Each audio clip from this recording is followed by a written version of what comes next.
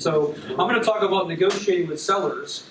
I'm going to talk about how you should dress, who you should be, how you should be acting when you leave here, how you can negotiate like a pro. Who wants to learn how to negotiate like a pro? Say yes? Yes. I'm going to teach and train you exactly how to do that. Then I'm also going to do role playing by the end of my time here this afternoon. How many like to know how to role play with sellers and practice here in this room rather than out there with live deals? So when you lose a live deal out there, you don't lose 10, 20, 30, 40, 50, 80, $100,000 or more. Say yes? Yes. How do I know this? I did that. When I first started, this bid wasn't available. This technology wasn't available. This type of training was not available. It was boring. I remember sitting in classes where teach people, literally the guy would sit up here at a desk and, okay, turn to page 19, and what you do now is you talk to this, and that monotone for 3 days. And I had to gruelingly drag myself to the plate to learn from those type of speakers in the past who just weren't entertaining, didn't keep my attention, but I knew like I knew. Because he taught me one thing, and that is do what most people won't do for 5 years, and for the rest of your life do what most people can't do because they can't afford it. I hung on to that belief. And I said, I'm going to do it no matter what, no matter how much I'm afraid, no matter how much I hesitate, no matter how scared I am. I'm going to listen to him. I'm going to blind faith belief that it's going to happen, it's going to work out for me. People often ask me, how come you were so successful back then? I grew up with nothing. I got my real estate license. I threw that in the drawer. I didn't do anything with that. I had my own lawn care service. And I was doing handyman work. And I had a bartending job still, part-time at night at the Comedy Zone Ramada Inn.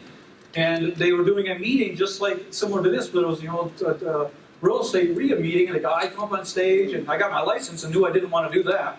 And he came up on stage saying, I can teach you all how to buy and sell houses with no money down, no credit, no real estate license needed. Just go to that back table right there and give me $7,500 for 2 seminars. This is 17 years ago. Well, you might as well said $75,000. You might as well said $75 million because I didn't have $7,500. Back then, I didn't even know anybody who had $7,500. I come from a very poor environment. I never had more than $2,000 in my bank account ever, up until that point, ever in my life. That's the most I could literally save up, and that $2 grand was only in there for a short amount of time. It was usually dwindled down to nothing very quickly. So I was faced with a decision. Do I want to buy this guy's training and move forward? Or do I want to just keep doing what I'm doing, which is bartend and do lawn care service and do handyman service and keep working like crazy trying to get ahead and never having more than $2,000 in the bank? I took a leap of faith and I went to the back table. The only thing I did have was a little bit of credit. I had 7 years of bad credit. I finally cleaned my credit. I had one credit card with a $10,000 limit, to which that man very promptly maxed out for me. And I remember thinking, here's my exit strategy with this credit card company. Well, this don't work if they ain't getting paid. I've been there once, I'll do it again.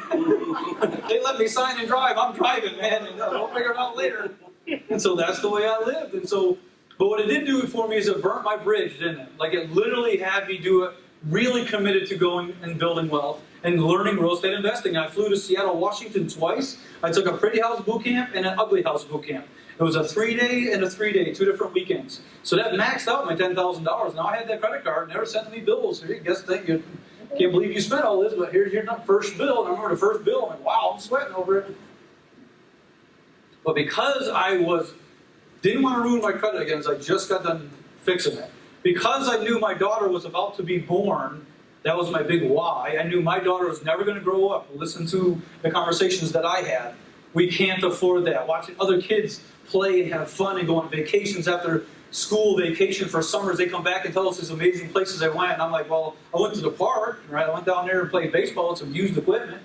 Right? I got to wear my sister's hand-me-down clothing, right? Got some new hand-me-down clothing. Like I didn't have that. So I knew I was never going to let my daughter grow up with that experience. She was not ever going to know a pauper's mentality, and she doesn't.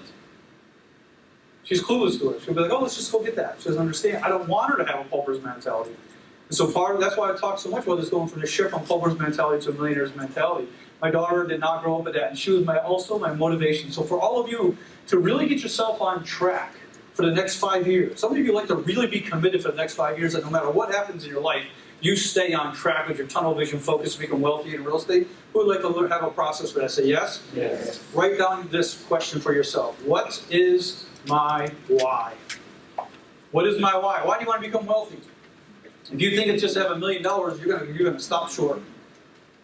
It's not going to be good enough. What is your, like, what is going to hold you? Because there's many times where I went and I was literally bartending and I had my courses, I took the seminars, and I went back home and I had the courses and I had the training, and I'm sitting there learning and literally sitting on a cocktail table studying real estate investing. Somebody come into the bar, I run back around the bar, how you doing? Nice to see you. What can I get you? Get them a drink. And where I go? Right back over to the cocktail table. And I'm learning real estate investing. And the managers threatened to fire me a couple times. God bless you. The more you sneeze, the more money flows in my life.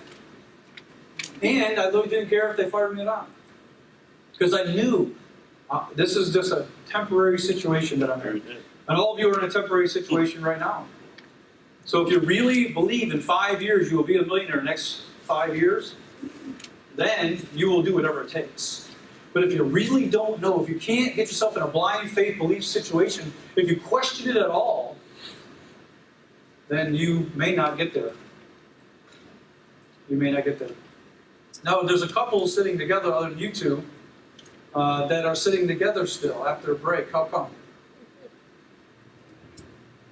You guys know who I'm talking about over here? You're not going to escape me. I speak to 6,000 people and I point out people in the back rows. Why are you guys doing that? No, well, we tried. You tried? You went over there and you started at heart palpitations. They had to bring in paramedics. He's away from me. He's more than 10 feet. We sat apart at the first break. Yeah. The second break after work. All the seats were taken and everybody's seats. Oh, every single seat was taken. There was no other seat available. How many people know how we do anything is how we do what? Everything. Okay, so I'm talking to them, but I'm also talking to all of you. Together. Yes, you are. So your one excuse was, we did it once. Brownie points. Make us feel good, but then now we just feel like we want to do it our own way. Is that correct? Right? Yeah, that's what it looks like to me. And so my commitment is for you guys to really start living powerfully. Did you really come in here to build wealth and change your life forever? Did you agree to be multiple talents?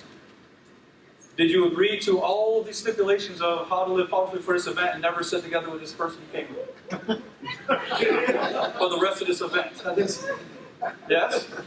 But are you doing that?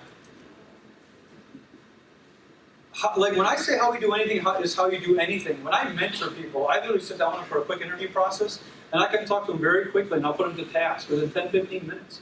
And I know right away whether they're going to be a super achiever or just somebody kind of just muddles along. The super achievers are the one that I say jump, and they say how high, sir, and like that. Not because it's an ego. It has nothing to do with me.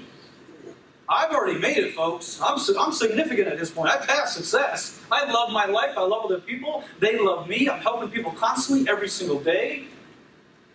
And I've changed my life forever. And so if you really want that, stop trying to do it yourself. I spent 2 hours this morning talking about this, saying, hey, if you really want to do something, in order to do things, in order for things to change, you must change. Is there anybody else sitting together with the person that came in with other these two in here, other than the people I'm talking about? You guys are? Are you willing to change? Yeah. Well, the last break we were sitting together, so yeah. Last break, are you with her? I mean, we're friends, yeah. You're friends. Okay, so you want to get up and move now, Hugo? Awesome. Go ahead. Give him a round of applause for doing that. He wasn't here this morning. Well, I was getting to you. I knew you were new. I'll follow the rules. He's like, time out. No, I didn't. Before you get there screaming at me. Look at, I know the new faces in the room. I'm very in tune. I want to give Hugo 1,000 points and this gentleman right here 1,000 points for getting up and being what I call multiple talent. Give me a huge round of applause for that. Now look, these things may seem, I give Pete 2,000 points because he don't even know why the heck he's moving. I'm going to move while he's talking. And the reason why, look, like no joke, the reason, we don't put this together just, kumbaya, my Lord, kumbaya. We're not doing that, like seminar stuff. The reason why I'm doing it is because they don't want to do that. Do they? No! And so when I ask you to go out and start talking to sellers and you don't want to do that, you'll experience the uncomfortableness of it and do it anyways. Because that's what it's going to take. Literally get outside your comfort zone. Is there any person in here that's a millionaire through real estate investing right now? Anybody? Show of hands. Anybody? One. Okay? So we got him and me. They can say, okay, here's how to do this. I've never lost a penny in real estate investing ever in my entire career. Good luck trying to find one of those. Are you in that category? I didn't think so. Very rare. Even the people that I learned and studied with lost their butts because they got greedy. I saw the crash coming. I sold 95% of my rental portfolio just before it tanked. Not that I need kudos for it. Writing was on the wall. How many of you saw it coming? It was obvious. But people's greed got them to lose millions of dollars. Not me. Never lost a penny. Never going to. I can't the way I do it. It's impossible. It's impossible. It's not which way I win. It's not whether I win or lose in real estate. It's just which way I win first. So as we give you these assignments, it's not just for, seminar silliness and antics and whatever. It's literally because I want you to really experience doing something different and really taking yourself to a whole new higher level. You've never lived before. You don't know what it looks like there. And I want to share with you what that's like. What is it like to become a multimillionaire? What does it take? It takes you doing different things. It takes you having a different mindset about money. It has you taking a different perspective about what other people think about you. Because they're not going to like you just because you're rich. How do I know that? Whatever. I still love them. I'll still help them. There's been many times when I've been on the phone with a seller and they were swearing and they didn't give me $5 and hung up on it. True story. After you hung up. Really. All right, go have a sandwich. Let them calm down. Go, hey, so this is Will. So I had a conversation with you. Didn't mean to upset you. Oh, I'm sorry, Will. I buy the house, make 30, 40, 50 grand. How many of you like to get powerful enough so somebody can freak out on you, just stand there looking at them like, wow, that's amazing. And not be affected by it. Who would like to have that type of power? Say yes. Yes. You all have it. The challenge is you've been programmed since birth how not to be millionaires. And millionaires know not to freak out when things happen. How many of you love a problem? Who loves problems in here? A few of you, little thrill seekers, and most people don't want problems. How do you make money? Find problems. Be a solver of those problems and watch you make money. That's what I'm asking you to do with real estate. So how we do anything is how we do everything, and literally play full out. Discontinue changing seats every single time. Every single time. No excuses. At the end of the day, you're going to have an excuse or you're going to have a fat check. Which one would you rather have? Fat check. Fat check's what I say to my tenants. At the end of the month, you have an excuse or a check. I tell my property management people, we only take checks. Right? Or cash or gold teeth. Small children sometimes. Right? Whatever. Well, we don't take excuses. And trust me, you're going to have some heartfelt. I've literally had a lady send me a doctor note. My daughter was just diagnosed with heart failure. Literally needs heart surgery. I can't afford to pay rent. Now, was that a real, true case? Yeah. That's horrible. And you keep paying other people's rent. And guess where you're going to be living? In the streets also. So you're going to have to make tough decisions as a business owner. You know what? That's horrible. I couldn't even imagine having that. How can I help you find a different place to stay? Because you can't stay here if you cannot pay rent. I care about you, and I've got to take care of my family also. So because of that, I'll help you, but you got to go or you got to pay. Which one are you going to do? Is that being straight? Say yes? Yes. And when you live powerfully like that, people respect the fact that you just tell them the way it is. And so I acknowledge both you guys have just taken it on and moving. And Hugo, I didn't even know about that. Good for you. Just move. When you realize you're off track, get back on track. That's it. There's structures put in place on purpose to have you watch and gauge yourself. Who in here likes to want to lose weight? Say yes? Yes. Yeah. Well, how many people know eat less, move more, and eat healthier? Yes? Yes. How many people know if you get dessert, you're eating that after every single lunch or dinner, right? It's probably not what you're going to want. Yes? I'm constantly struggling with this. I'm a donut maniac. I love donuts. I love pastries. And if I want to be healthy, guess what I do not need to be eating? Donuts and pastries. I had dinner with a guy one time. Said, oh yeah, I'm committed to losing weight. Okay, great. Went out to lunch that day. He orders dessert. I'm like, well, you just told me you're committed to losing weight. Well, I know. I already ordered it. Okay. Do you want me to tell him to cancel? Because you can. Well, that's just rude. Okay. So you're not going to be thin, so you're not rude. Is that it? How many of you would be okay with being rude sometimes to be rich? Say yes? Yes. Sometimes you got to be. Sometimes I'm extremely rude to people to get them to move forward. I know when to turn it up and turn it down. You got to know how to do that with certain types of people. And so he orders this thing, gets it. I'm like, you're really going to eat this? He's like, well, it's already here. More excuses. I said, I can take care of that too in about 2 seconds. Well, I don't want to waste money. I said, I'll pay for it. All these things, you see how he did all that? He puts a bite in his mouth. I said, are you serious? He's like, well, it's in my mouth. I said, spit it out then! This is the commitment I'm talking about building wealth. It's funny, and yet we do this stuff, don't we? We see people doing it all around us. And you got to stop doing that silliness and start saying, no, I'm committed to lose. I've done it before. And I literally took a piece of his dessert. I said, want me to show you? I chewed it up and I spit it on my own plate. He laughed so hard he spit his out. I put my hand over his mouth. He was all embarrassed, and the damn guy still ate the dessert. He wanted me to mentor him on how to build wealth. I realized I gave him his check back during that lunch. I said, you don't have what it takes. I said, you go lose 30 pounds. He was very overweight. You come back and show me that you lost 30 pounds, and then maybe we'll re-enter the conversation that I might mentor you.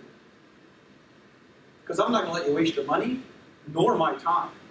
Because there's a lot of people that I change people's lives that are making a lot of money with my help, and I'm only one man, and I like to play a lot when I'm at home. I'll be very honest.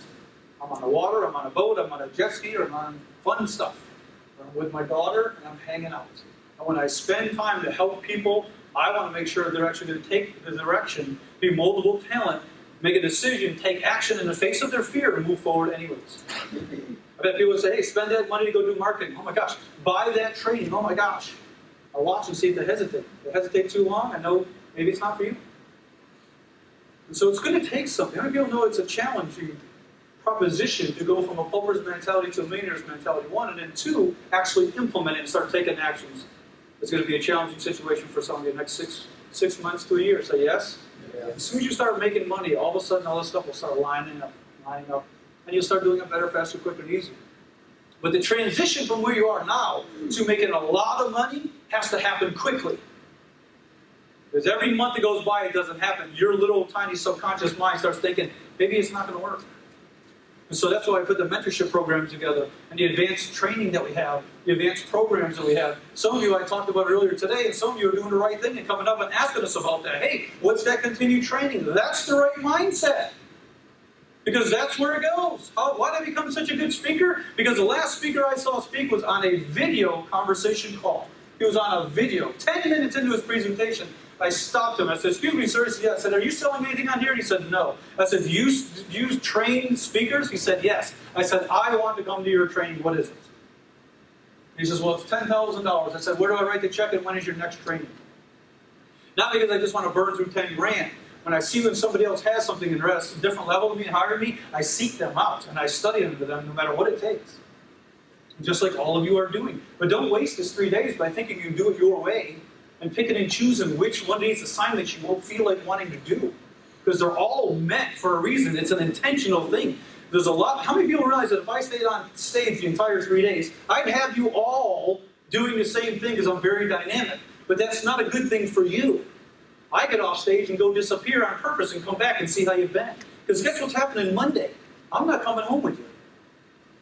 I'm very powerful and engaging and I get you to move, but I'm not going to be living with you. So I've got to give you the tools and the power that you already have. Not that I'm going to give you, you already have how to tap into that power to hold yourself accountable Monday, Tuesday, Wednesday, Thursday, Friday, Saturday, and Sunday after you leave here.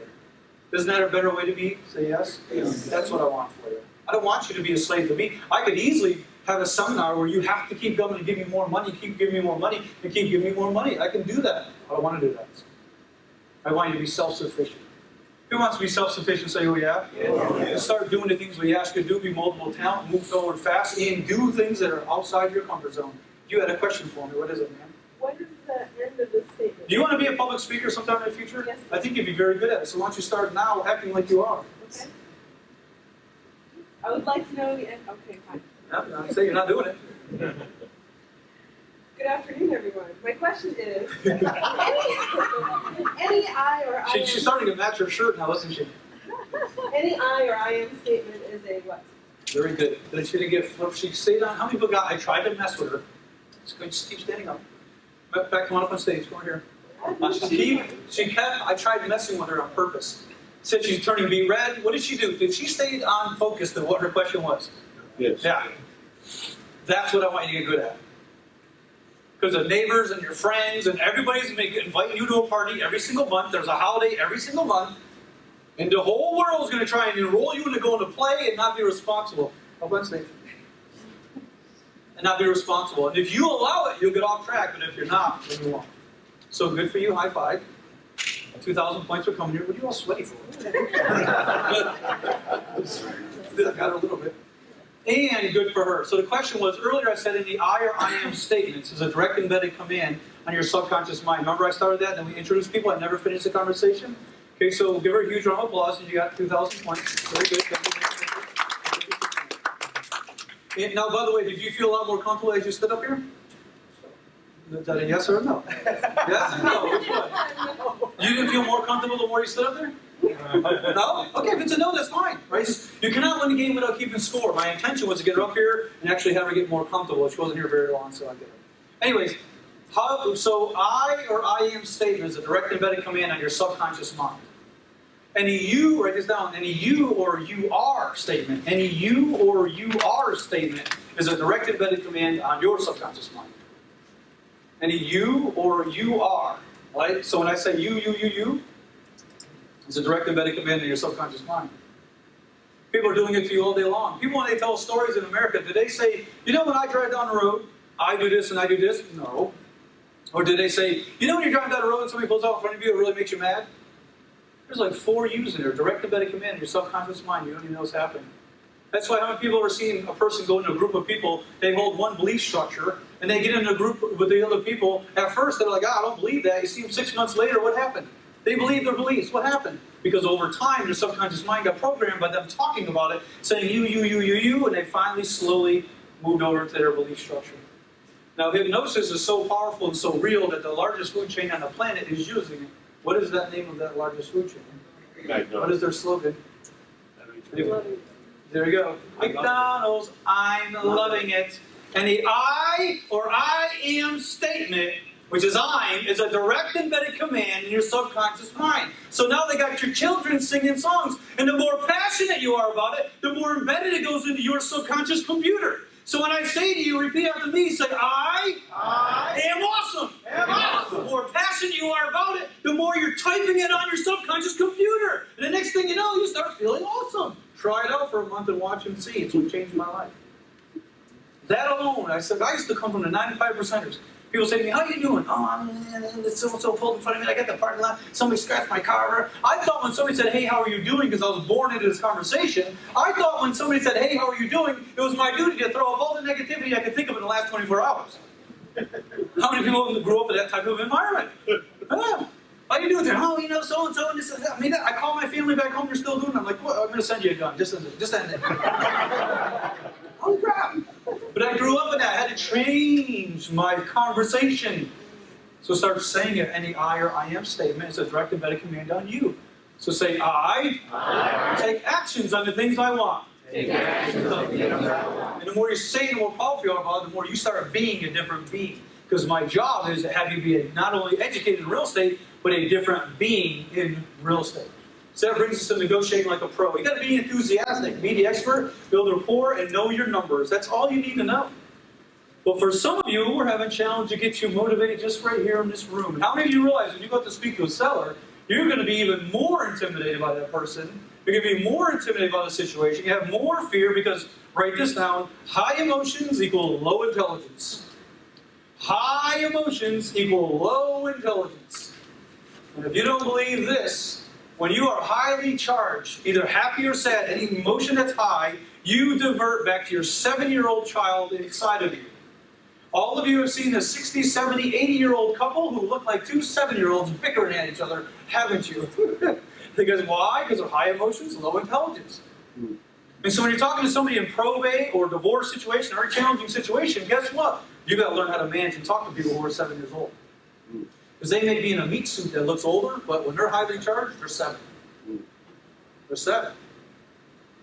7 years old. All of us. Nobody's escaped this. Because you had 3 defining moments from 0 to 10 years old that you believe are true for you today. And what is true for you is true for you. What you believe to be true is true for you. So, how to negotiate like a pro? Let the seller know that you're ready to make this process as easy as possible for them as you're building rapport. First, identify also what your personality type is, and then adjust your personality type. Adjust your personality type. If you want to snap a picture of this screen, you can do that. It's okay. You can do that. You can't record if you want to snap a picture due to not wanting to write it all down because you're probably not going to go as fast as I am, then you can. Get it? Okay, good. I just get to mess with people all day long, and I get paid very well for it. I love it. So listen to the seller in the way that you can relate to their situation. A lot of times I'll let a seller talk, and I just let them talk. And I already know what I'm going to do with the house long before they're done talking. I know what I can do, what I can't do, what is possible, but I'm letting them speak about it and get it all out. Once they get it all out, then now you can listen to them, to what their situation is. You can possibly relate to their situation, maybe so, maybe not. And then now you hear them out as why they are selling and accommodate them with whatever helps you can offer them. So you're listening to their situation. Well, I'm trying to sell my house for top dollar. Can we buy houses for top dollar? No. How to make money? You already know right there. You've got to have this conversation shift. I'm trying to get, now if somebody says I'm trying to get top dollar, I say, you know what, and I would too, and you're absolutely entitled to that. But we're not plan A, we're plan B. How many people love what I just said? When I say that to people, they go, oh, real estate investors aren't scumbags. They're clear with the fact that I'm not plan A. If you can find somebody all cash, all cash paying full price and sell your house to them at top dollar, God bless you. Please do that. If you can't, I'm plan B. Because plan B means I get involved and now I got to make money. And if you'd like to go to plan B, great. And if not, maybe you should try plan A. There's a guy right now I'm negotiating with. I'll buy his house. I should literally put a pool together on this. I will buy his house in 6 to 9 months from now. I already know that. From the first time I went to his home, I sat there talking to this man. I'm like, I'm not even close to buying this guy's house. It'll be 6 to 9 months away. It's already been 2 months. I've only got 5 or 6 or 7 more to go. But I know this going into it because I know what he's doing, his whole situation. You guys want to hear his situation? Yes. So I know how. Okay. So first off, the guy's a thinker brain. Do they go slower? Yeah. He owns his house free and clear. So has he got any debt on it that really bothers him? No. Does he wants top dollar for it?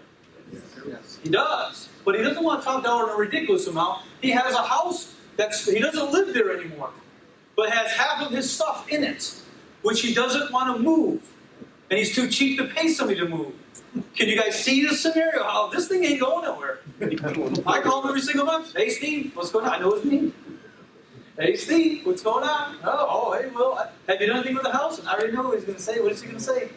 No, life, God, I know. Life will definitely keep you anyway. I totally understand. Where are you at with the price? You're still at 160? Great. Well, I might be able to do that. Let's get back together when you're seriously ready to move forward. Okay, I will. And I know he can do nothing for another month. And another month, I'm going to call him. What's he going to say?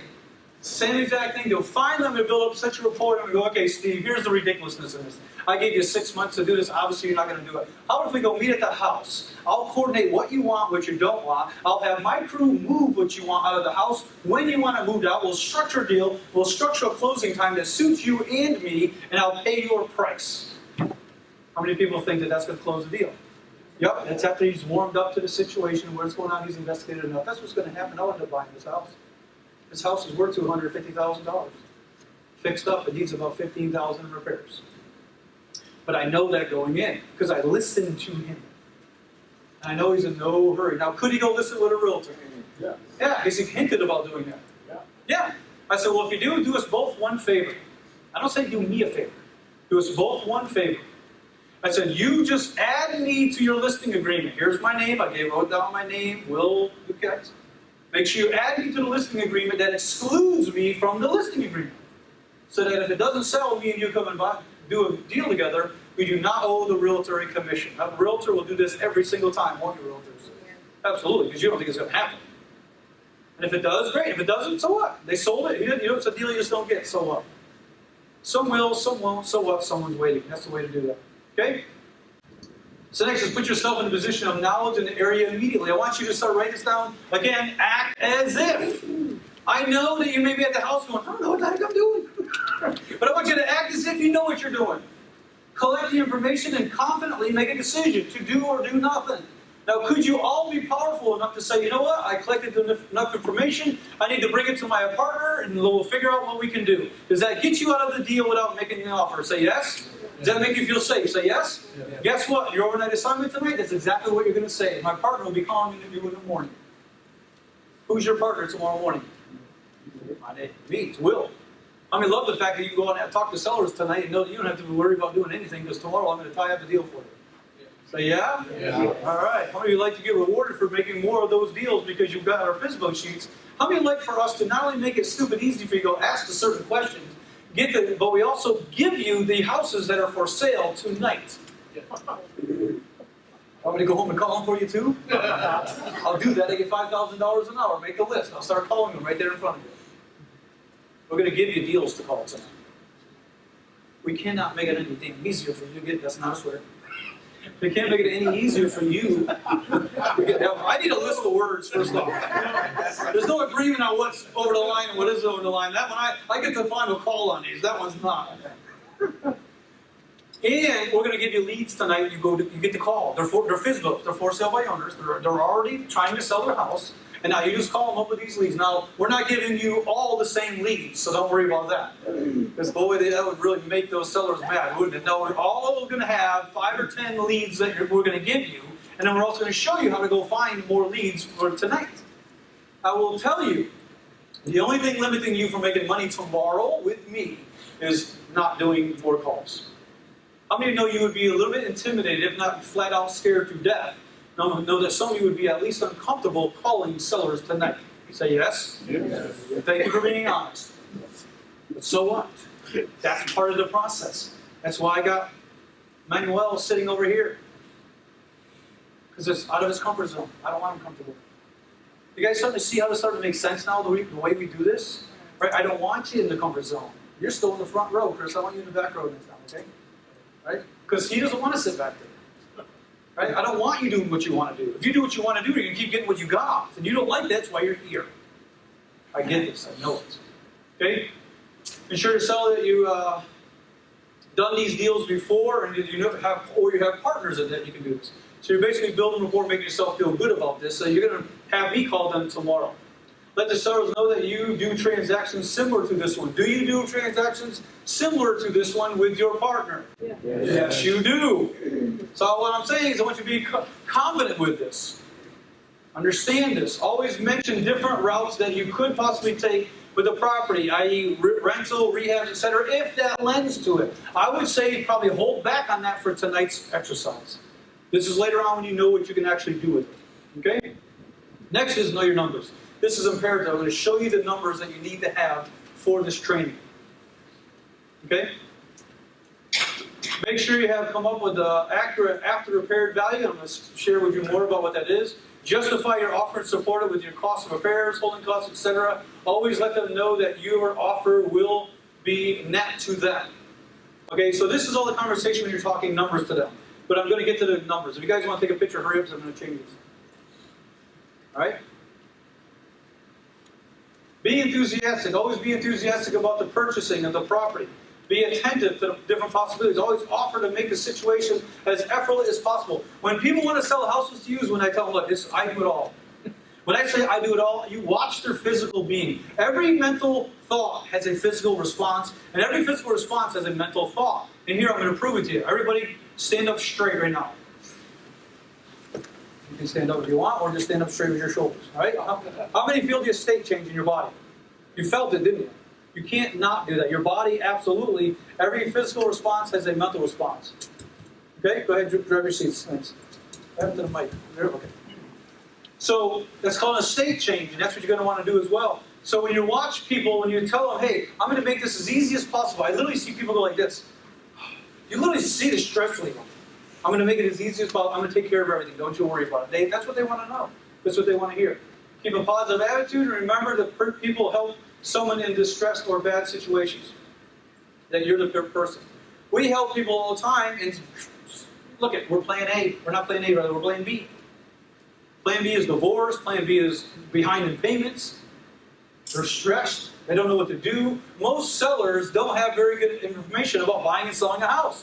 They want the house, they want to talk to a realtor, they went to find a mortgage broker, they put them together, they had some money down, they gave them this much paperwork, right? They went to a closing, they signed this much paperwork, and they were told, if you don't pay, you don't stay. That's all they know about buying and selling of a house, for the most part. So you already got a lot more education than they have, so don't be intimidated with that. By the way, I don't know whose sign is on the side of the road over here, but I've been coming here for a good 9 months, and that same sign is right there by LA Fitness. I took a picture of it today, so I'm going to call him and be like, man, you should sell this corner, because the same sign has been there this entire time. That's amazing for a street sign to be there that long. If it lasts a week, you're doing good. This has been there for months. FYI, it's probably not years, it's not up yet. So we're going to do some role playing. Who thinks they're a pretty good real estate negotiator right now? Anybody? I knew Hugo's hand was going to go up. Who would like to get some help on negotiating? Who definitely does not want me to help them live in front of the class? Chad? Get up here, Chad. Chad's like, oh, good. 1,000 points for volunteering. Make him feel good. By the way, Chad volunteered in the exact perfect space to do it, to have a millionaire's mentality. He put his hand up with his mind telling him, don't put your hand up, didn't you? His mind's going, don't do it, you idiot, put that damn thing down, right? I see it. It's because his whole subconscious is like, oh, I don't want to do this. But this is what's going to make the transformation, being moldable talent. Being willing to stand up here and be whatever you experience powerfully. Get your hands out of your pockets. Were they in your pockets? Okay. But that's a safety blanket. I want him uncomfortable. Because the more uncomfortable I can make him here, the more comfortable he'll be out there. Right? Say yes? Yes. Okay, great. So, Chad, right? Yeah. Chad, you are going to be the buyer. So that means you are a super successful real estate investor. How much experience do you have so far with real estate? Have you bought any houses yet? Own 3. Okay, so fairly new. You bought them conventionally, probably? You didn't take over some of his payments or owner finance or anything like that, did you? There's small houses and I bought them in Okay, so conventional. Pretty much that's conventional. Even though you paid cash, you probably you didn't pay 50 cents on a dollar, did you? cash. One house I bought 0 down, rehabbed it for a year, and then paid it off. Okay, but that didn't answer my question. I didn't. Did you pay for 50 cents of half of what it's worth? Or did you pay about what it was worth? No, neither one I paid for what it's worth. One was like $10,000. And need how much in repairs? It was vacant 40 years, so How much in repairs? 15, 20,000. How much is it worth when it's done? It's 45. Okay, so you got a little bit of equity. So it wasn't 50 cents a dollar, but it was a good discount. Okay, great. We have a mic for Chad, please. Somebody in the back, grab a mic, thank you. All right, so you're going to be the buyer because you are the super successful real estate investor. And I'm going to be the seller. Now, when I role play, I can be as easy or as hard as I want to be. And I promise you, I don't care how good you are in this room, and I'll stand toe-to-toe with anybody in this room or really pretty much on the planet, and I will be able to trip you up with questions and I will get you stopped and stuck. That's on purpose. If you just do this in seminar land and everything's happy-go-lucky and everything's fine, he doesn't learn anything, which he probably will get stuck fairly easy, he's fairly new. But if you were good, you would learn by your stuckness, wouldn't you? Say yes? Yes. So all of you pay attention to where you might be stuck and a question you may ask. Do not help him. How many of you love to help other people? Put your hands up. We just do. It's natural. Don't do that. Don't be like by offering what he should ask you. Because we're about the role play. Role play, like I just got offered the lead role of this new TV series coming out called Most Dangerous. I play a Bruce Lee / Bruce Willis character, which is kind of fun because I get to beat the crap out of guys there's no way I can beat the crap out of in the film, or in real life. But I do I'm acting. Same thing he's going to be doing. I didn't know I was an actor. They came up with the role. I went for it. They gave it to me. Long story. We'll talk about it later. But anyways, we're acting right now. So we're going to be on the phone, and you're calling me, or I'm calling you, because you are a guy who stuck a sign out on the side of the road, and I'm calling about your sign. Now, Chad should get stuck pretty quickly because he has not been trained yet on what to do and what not to do. Probably most of you would be the same. So we're just going to do the best you can with what you have, Chad. And ring, ring, I'm calling you up. By the way, we're using those numbers, but I'm the seller, so he'll know that anyways, by whatever you ask me. So go ahead. Hello, it's Chad. Hi, I'm calling you about the street sign that you stuck on my 150-year-old oak tree in front of my house. Oh yeah, you're looking to sell your house? Yep. I want to sell the tree too with a nice stuck a nail in it. We can have fun with this. Yeah, I apologize about that. Not a problem. I hated that tree anyways. Well, if we can work out a deal, you won't have to worry about the deal. Okay, good. So, what are you asking for the house? I am asking $200,000. Oh yeah, what's having you sell the house? Oh, getting divorced. Wow. How long y'all been married? Oh, way too long. It's a happy divorce. She's glad and I'm glad. We're having a divorce party. We're loving it. When do you need to sell the house by? Yesterday. I live in a garage. When do you think I'm going to get rid of it? Pretty soon. You're going to hear crazy stuff like this, by the way. You think I'm making this stuff up? You're going to hear some crazy stuff like this. So, You don't have to look at me. We're on the phone. And I'm saying that to help him out. Like, really. When you guys are going to role play in a minute, don't look at the person. Because it's a lot harder. Now you're like trying to manage the interaction between them. The best thing you do is just turn and look at your notes. Don't even look at it. Because I'm on the phone right now, aren't I?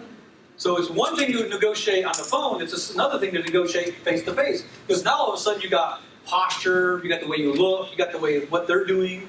If you talk to somebody, they constantly go like this. Is that going to kind of freak you out a little bit, right?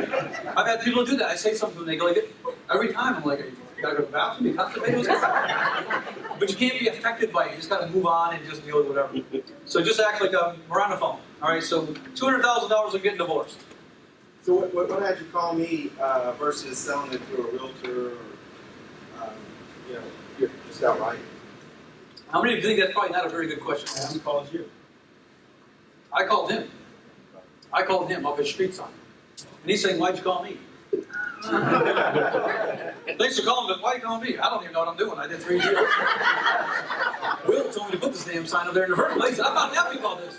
Why don't you call a realtor? Because I'm not really sure what I'm doing. Do you see how that question probably is not going to very much help you in a situation like this, where you're kind of putting it off, like, why didn't you call somebody else? Yes? Yes. Yes? Want to ask a better question? And by the way, you get to a point where you say you're stuck. That's perfect. That's fine. So you're looking to get out of the house soon, is what I'm hearing, and you're wanting $200,000. How much do you owe on the house right now? 159. Wow.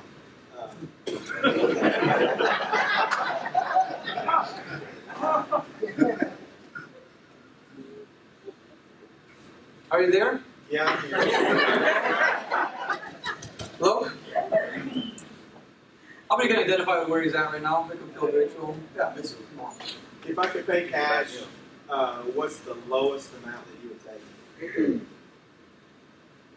Now, is that a very good question? That's great. That's a great question. You know what? I take 159 to get rid of this thing. You will be amazed how many people will say that. And when they do, they'll go, oh, really? Because that's what your mind's going to say to say. Is that the best you can do? Yeah, because I owe 159. I don't want to lose money on that deal. Okay. I saw you want to sign the contract. Right now, you ready to go? Yeah. I live right by the oak tree that you put the sign on. I'm in the garage. I know exactly where you are. Okay. I'll see you in a few. All right, I'm on my way. All right, thanks. Make him feel good. All right. Now, let's give somebody else a chance. Who else would like to do it?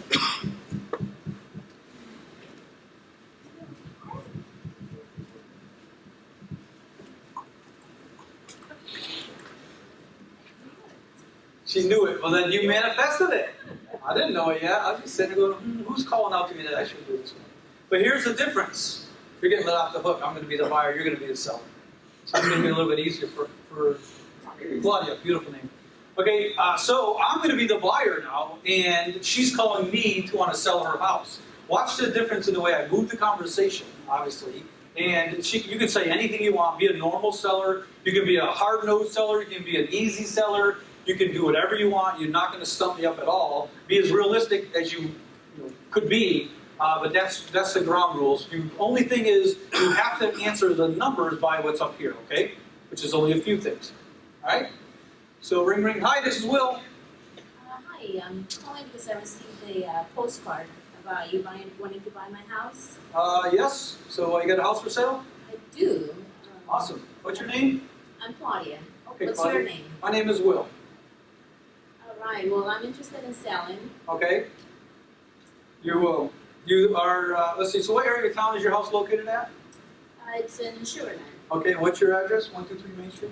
It is, Okay, great. 3 bedrooms, 2 bath. yes. What do you think, if I had a contractor come over here to fix it in absolutely perfect condition, what do you think the cost of the repairs would be to make it perfect? 200,000. No, for the repairs. Is there a house on there? Yes, repairs will be about 7,500. About 7,500 if I paid a contractor, a licensed contractor to come out and do all the work? Sure, yes. Okay, great. Well, let me ask you this, Claudia. Are you basically looking to sell your house for what you owe on it just to get rid of it at this point? Well, I like to get the best I can. Okay. And what do you think your bottom dollar price would be on it then? I want to stay around 200. So 200,000. So you want to get top dollar for it? Well, maybe 195. 195. So it's still top dollar. So if you don't get 195, you'd rather not sell the house? Because you realize at 195, you get 7,500 in repairs, plus the closing cost, which is anywhere between $5,000 to $7,000, plus holding costs, plus I need to make a little, profit on it as well. There's no way I can go anywhere near 195. Does that make sense to you? Okay, what do you have in mind? Nothing nowhere near that. So I don't know. How much do you owe on it right now? I owe 159.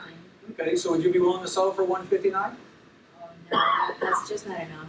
Okay, so what is your reason for selling? I'm getting divorced. Oh, I'm sorry to hear that. Is there anything I can do to save your marriage? No, I don't think so. No? Okay, got it. So when would you guys like to sell this house? As soon as possible. Okay, so let me ask you a question. Would you be willing to sell it for what you owe on it, just get rid of it if I paid all closing costs?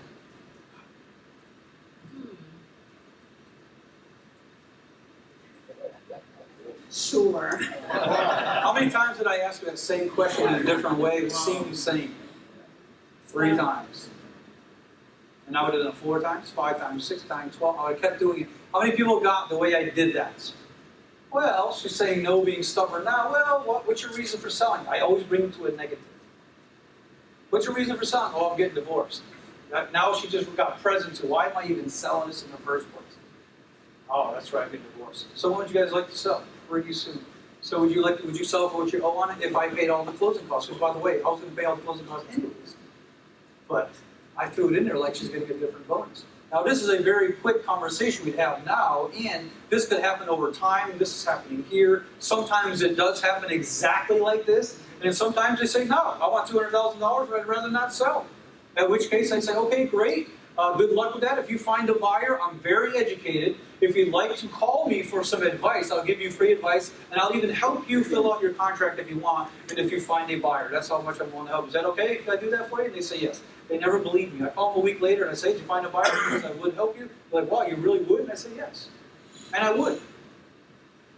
If they can find that buyer, which they're probably not going to, but if they do, great, I'll help them out with it. I've done it a couple of times. Over the course of my 17 years, I think 3.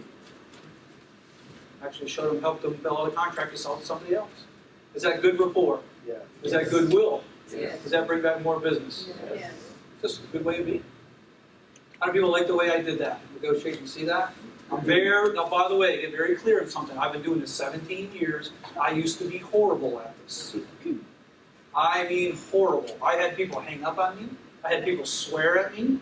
I've had people call me an idiot, say you don't even know what you're talking about. So just realize that I'm the polished version, and you're somewhere in the mix here. I don't know where, maybe you're brand new. But the whole point is that you have to get good at this conversation, get more comfortable with it, and you'll get better and better and better every single time. Any questions for us, me, with Hugo and or Claudio's whole scenarios right here? Anything that you'd like to say? A question about what this or what that? Do you have any questions first, Claudio? Okay, make her feel great. Thank you. Okay, question over here, yes. On the negotiating part, on the second part, the one you just did, she went 159 with the closing costs, but she didn't, there was no in between for her. And I want to know where your median would be. Where my median would be? How much can I get out of you, basically? Yeah, well, first off, how many people realize my negotiating style is very much get them to commit to everything, and I commit to almost nothing. The only thing that I commit to on the phone is that I'll probably buy your house. I never say, hey, oh yeah, I can give you this, I can give you that. It's always, so if she says, yeah, I can sell for 159. Okay, great. Well, let me come over to the house and see if it qualifies. Did I even promise to buy it yet? No. Did I say see if it qualifies? Yes. And I have people say to me, what do you mean qualifies? How's it going to qualify? Well, I'll explain all that to you when I get over there. Why? You want to get over there. Why it's hot. Is he there or she there? Because they're in divorce situations. Sometimes you don't want them in the same room. Oh, I know this. Right? Sometimes you're going to want them in separate rooms, separate spaces, separate times and places sometimes. I usually will have a three-way call with both of them to say, hey, are you guys on board with this? Here's what we're setting up as a potential possibility. I got to go and take a look at the house to see if I can even do that. So where's my middle ground? The answer is I have no clue until I go look at the house and ready to sign if we come to an agreement. There's no way to tell at this point. Because you guys understand, I got her to agree to everything, didn't I? What did I agree to do? Well, nothing. Come over and look at it. That's it. I want you to get very good at that. It takes something. Yes? Why would anyone reveal that actual reason for selling? Why would they? Oh my gosh, almost everybody does. They'll say, well, it's none of your business what I owe, before they'll tell you why they're selling. They'll say, it's none of your business what I owe, all day long. You get a lot of people that'll say that. But if you say, hey, what's your reason for selling? Well, we're moving to get a divorce. Sometimes how many people know some people will lie to you? Oh, yeah, they'll lie. Oh, yeah, behind the payments? Nope, go find out they're behind the payments. Right, so it doesn't matter. But why would they? I don't know. Why would they? Because I asked them. How many people also say I asked it as almost like, of course you're going to answer. We're having a conversation here. We're adults. There's no big deal. It's an adult conversation. How much you owe on it? See, I didn't get to how much the payments are. How many people got that I streamlined that so quickly, I didn't even care what the payments are. Because more than likely, if somebody gave her a mortgage with monthly payments on it, they're probably in line. And if they're not, I'll find that out when I get there. But I'm not telling you to do that tonight. I want you to get that information. Yes? You asked her how much you go for it.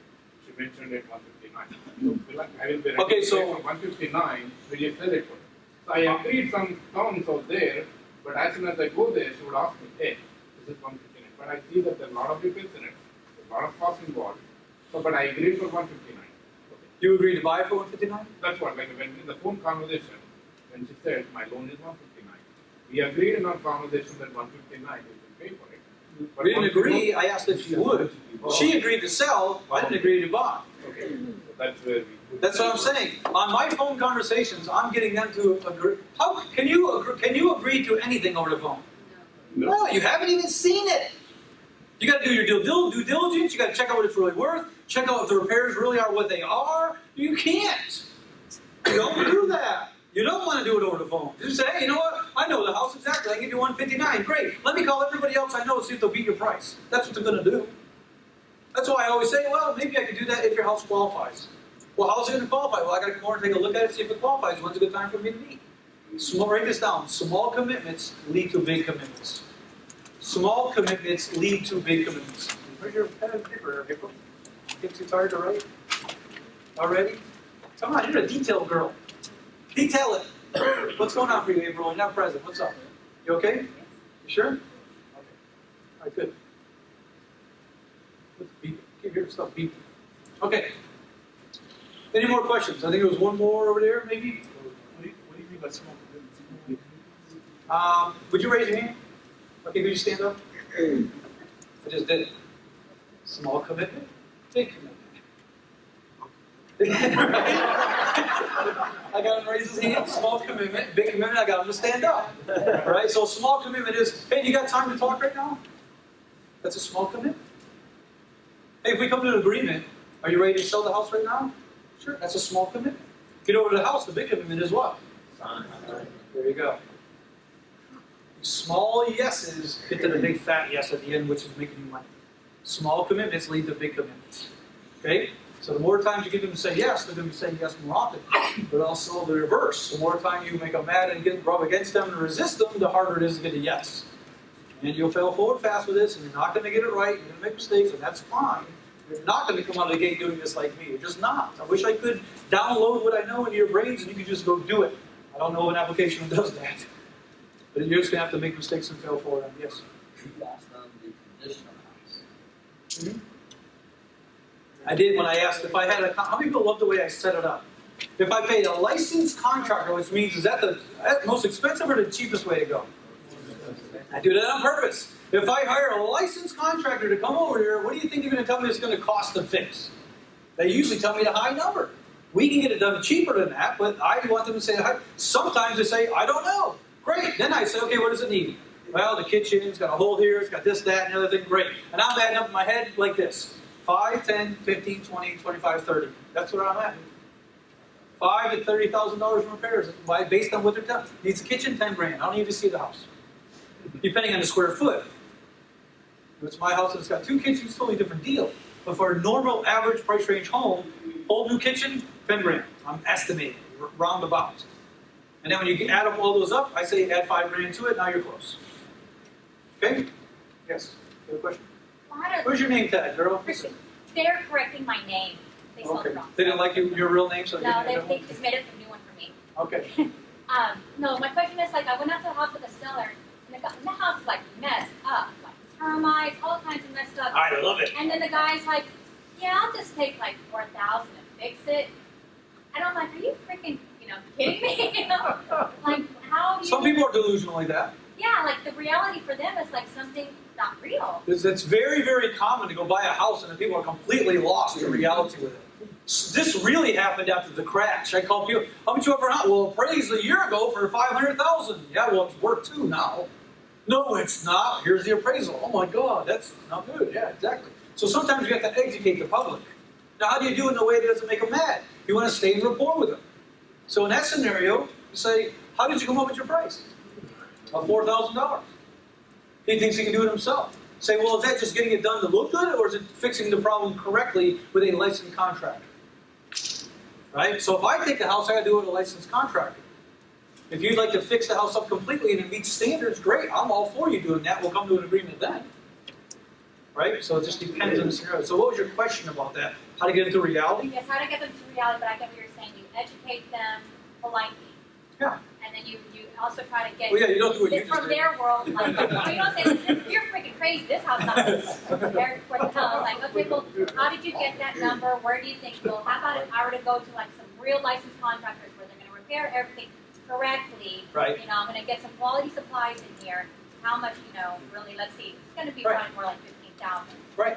So I would say, I could see how you could possibly band-aid this thing up and make it look good, but I doubt it would be absolutely perfect to the quality of standards of what somebody who's going to buy this house and what it's going to have to cost me for a contractor and pulling permits and doing this correctly. I know for me it's going to cost probably $10,000 to $15,000. Would you agree with that? Right? That's what I would say. Now, are you Okay. do as next and then you, sir. What if they don't budge from the price? What if they don't budge? I'll kick them. Yesterday I went to go look at a house Yeah. and he wanted $145,000. Okay, so he went to go look at a house and he wanted $145,000. So rather than answer the question, why don't you be that person? Get up here. It's a lot more value. I love reality. Don't you guys love real stuff? Yeah. Yeah, this is real. Be the guy, okay? All right, man, you got a house for sale, right? Yes, sir. What's the absolute bottom dollar you take for it? 145, 145. What do you think it'd be worth if I had it appraised? about 107. Okay, so it's worth 107 and you want 145? Yes, sir. Don't you see how that's probably not going to work out for me since I got to make a profit? That's right. So you're telling me if you don't get 145, you'd rather not sell the house? Right. So how long do you want to stay in the house to wait till it gets to 145? So you'd rather not sell it then? Right. Okay, let me ask you one question. What do you think would change to have you, what do you think would have to happen and line up for you to be okay with selling it for less than real value, which is 107? Because I can't even buy it for 107. What would have to happen in order for you to sell it for less than 107? People, that is the strongest thing you can ask somebody. When you say that to them, people literally say, no one's ever asked me that question. No, I'm a genius. Look at my penmanship, am I right? I'm not a genius. I just know it. I just studied this stuff so long. So, Manuel, what would have to happen in order for me to buy this house for below $107,000? This is what will happen. They pause. Wow, what a darn good question. And it could be nothing. Nothing you could do. Nothing could happen. I don't know. So, What if the value of the houses are going up? yeah, well, when they get up to 145, I'm still going to buy it for less than 145. Do you have a mortgage on it right now, Manuel? No. No, so you own it free and clear. Yes. Awesome. So basically, you just got 145,000 on your brain, and that's it, right? Yes, sir. So you just rather stay living in the house until it goes up to worth 145, Yes, sir. and you're not going to sell unless that happens, correct? Well, I can go down to 130. Well, wait a minute, you just told me 145, so you could go down, right? Well, so if you're gonna go down, the only way you can go down to make me interested is below 107. So what would have to happen in order for it to go to below 107? I have no idea. Right? Sometimes they say that. They literally get stuck, like, wow, that's such a good question, I can't answer it. Right? So that's the question. Okay. So when do you so how many people get that the guy's not motivated? It's not a deal right now, and what do you do with it? Why would you want to even follow up on this deal? Things change. You may get motivated later. What else? Things change. Things change. All sellers' minds change with time and circumstance. What else? He called you for a reason. He called it for a reason. There's a big gap. What big gap? It's 145 to 107. We'll never get there. No, that's a reason not to follow up. What's a reason to follow up? You guys know each other. Well, no, we don't know each other. If we did, possible. What else? Circumstances change. They could be the only person. Who said that? You want to be. Free and clear. There's $100,000 worth of equity sitting there. That's why. What if he owed 107? Then I probably wouldn't follow the deal. You follow the equity people. That's why. He may be a stubborn little pain in the neck now, and I'm gonna be like, Daniel, I gotta come and meet you. Where are you, Daniel? I gotta come look at you. I gotta look at his house. I'm gonna put the numbers on paper, and I want you to show me how it makes sense for me to buy this house. Where are you at? I'm gonna come and see you right now. And I'm gonna go and go, Daniel, come on, man, seriously, look at this. Come on, let's show me this damn house. I just want to meet you. I think you're an all right guy. You're asking 145. You know it's way more than it's worth. I just want to come and check it. Okay, right? There ain't no way I'm doing it, but I'll call you about a month. Take care of it. And I would leave and be cool with them. And I'd build rapport with them. Like, oh, man, yeah, you still in that crazy 145 crap? You ready to come down? I would. I'd say these words. And he'd do this. Write this down. Funny makes money. Funny makes money. You get people happy and laughing, they're gonna make money. Because he has $100,000 worth of equity, and I'd love to get some of that. In worst case scenario, I have fun with the guy and never buy his house. That's worst case scenario. I'd make it convenient for him and for me to meet at the house at some certain time. Nothing urgent because he's already in La La Land. But if I happen to be out one day and I remember I'm in that area, hey, look, I got him right here. Here's my deals. I'm currently working. I actually do this stuff. And I'm in the area. I'm calling him up. Hey, Buck, what you got going on? I'm in the area. I want to come by and see your crazy Buck because there ain't no way in heck I could buy it for 145. I want to come and see it. I'm here. I'm around in the area. So real estate is in your blood and in your lifestyle now. You don't just stop what you're doing to go over and take a look at his house. It's not a deal right now. It's not worth your time. Because he's in La La Land. And I tell him, Daniel, you know you're in La La Land, don't you? I say that to them. And they laugh. Yeah, all right. So you know I can't pay that. So if you ever get desperate enough to drop it down, say to about 70 grand, I go, 70 grand? I go, I know, that's what I feel about your 145. And we laugh because it's reality. So, and what if they're doing a rehab on another house, 2 houses away from you, and they're when they finish with it, they're going to send it at 145, and he's going off that property. Well, if he sells it for 145, you have a comp for 145. Guess what the house is now worth? If you can do it, you can pull it off. Sure. Now you got different numbers. Then, so even more reason. See, doesn't have more information? So even more reason to stay in the game. He's got 100,000 equity, maybe 145. But the bottom line is, if he's in it for all it is the money, maybe you're not going to buy this deal, and that's okay too, isn't it? Some will, some won't, someone's waiting, right? So what? Okay? All right, make him feel good. You guys got to get the role playing. Here's what we're going to do. We're going to role play. You're going to take 1 minute. How many? 1 minute. 1 minute each. Turn to the person next to you, pick an A and a B. Now, it's 1 minute, a very short amount of time to buy a house. Say yes. It has you be massively intentional on purpose. So right now, pick an A and a B. Everybody pick an A and a B. That's all you got to do. We're talking A and a B. You guys pick an A and a B, a partner. Pick a partner and pick an A and a B. Yeah, I'm going to get there. A and a B. Does anybody not have a partner? Everybody have a partner. Okay, A's, does anybody need a partner? Okay, you need a partner? You need a partner? Who else? Anybody else need a partner? Put your hand up. Okay, I can. Put your hand up, hon. You need a partner? Are you guys together and sitting together? Yes, you are. Oh, look at her. She was contemplating lying to me. Woo-hoo! We aren't together, but I picked him to do the little role play. Oh, got it. So you move, okay, got it. So that's why I said. Now you're like, get out of here, go. Okay, got it. All right, so somebody role play with her. We need somebody that Jim can role play with her. She can just be the buyer. You're gonna be the buyer twice, so you actually got a good benefit there. All right, pick an A and a B. A's, raise your hand. A's, raise your hand. A's, raise your hand. A's, raise your hand. Point your finger in the air. If you're A, point your finger in the air and point it at B and say, "You're going first." Don't think this is my first rodeo, people. I know what I'm doing. I know you suckers. All right, so B, you are the buyer. The what? Buyer. On the phone, ring, ring. Do the best you can. You got 1 minute. Use these numbers only. Any questions about what you're doing? You're about to do a pre-screen very quickly. They say what address? 123 Main Street. Zip through it fast. It's going to be 1 minute each. Gotta put the timer up there. 1 minute each. Ready? And go. Ring, ring. Be the buyer. You're the best. How you doing? 3, 2, and 1. And give yourselves a huge round of applause. Acknowledge your partner. Yeah.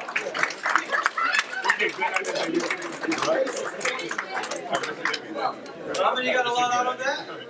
How many got inspired that the person you did this with don't know what the heck they're doing either? It's just where you're at. So what? It doesn't matter. What you gotta get very, very clear on is that you are where you're at, and that's fine. At the end of today, when I wrap up, we're gonna give you the seller information sheets. All you gotta do is go ask the questions and fill in the blanks. We got those right there, correct? At the end of today, you're also going to give you the for sale by owner sheets. That is the actual leads you're going to call. So we're going to give you the numbers to call, the people to call, and some other ways to go find sellers for sale by owners, which on the internet's a ton of them. Then we're also going to give you a sheet of the questions to just ask and fill in the answers. Just say, my partner will be giving you a call back tomorrow if we're interested in the property based on these on the questions that you're answering today. That's it. There's nothing else more to do. Now, when you do that, you got to hand in your name tags at the very end, and we'll do that as well. Or anything pressing somebody like to share with what they got out of that before we take a quick 12-minute break. Yes? I think just going through the question, especially for the first time, just kind of getting a feel for what you need to ask and what kind of responsibility you Yep. Getting a little bit more comfortable with it, right? Yeah, how many people felt like you got a little bit more comfortable? You know, it might not be like you know what you're doing, but you're a little more comfortable. Say yes? Yes. That's what this is all about. We're going to do this more as well. Yes? Negotiations is probably the least amount. It's practice, we practice the least. Yep. We practice everything else but that negotiation. Yep. Well, it's kind of hard to go and practice negotiation because you don't have somebody to do it with. That's why we do it here in class. Last one real quick. Well, I know we have numbers up there that the conversation, but I think it's still going to depend on motivation. Absolutely. Yeah, these are just numbers. That's why when you're role playing, you can be as easy or as hard as you want. We're going to do much, much more of this role playing. This is not the last of it. We're going to be talking about this throughout the entire event, some more of this. So yeah, it's going to be completely depending on the motivation of the seller, and follow-up is how much of your business? 70%. It's like I said, 70% of the time you're going to be following up. They don't just say yes right away, that fast and easy. Okay? Turn to the person, give them a high five and say, you are awesome. All right, we're going to take a quick break.